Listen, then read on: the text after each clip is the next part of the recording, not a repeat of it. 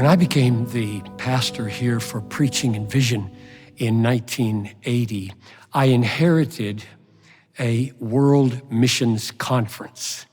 And for 3 years, 1980 until the fall of 1983, I didn't speak at our own missions conference.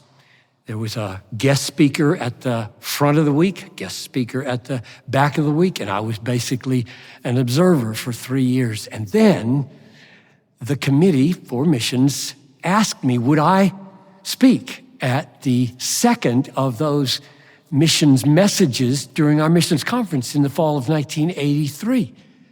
Now, I was in the middle of a series on Christian hedonism. It became the book Desiring God. So I gave the message, the title, Missions, the Battle Cry of Christian Hedonism. The preparation for that message changed my life. And at the same time, Tom Steller, my associate for all those years here, was having a similar kind of life change experience. And both of us would say, God made a connection between the glory of God, which we loved, and world missions, which we were not as passionate about as we should be. And when that connection was made, everything changed. The next 10 years, we were speaking, we were writing, we were traveling to the mission field. We were doing everything we could to awaken ourselves and our church to the glory of God among the nations. And at the end of those 10 years, so 83 to 93, this book came into being.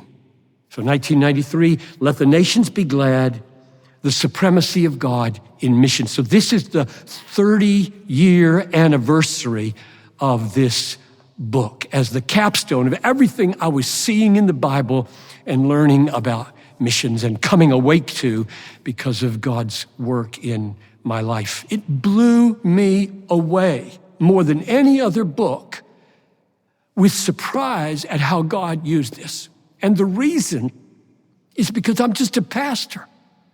I'm just a settled pastor preaching in this room for 33 years.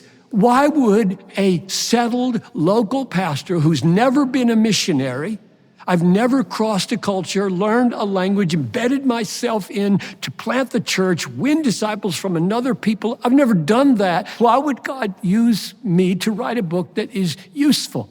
And I think the answer is, maybe there are a couple answers. Well, there's more than a couple, but here's one. I think the book is mainly biblical reflection rather than methodological application. I don't know enough to do application.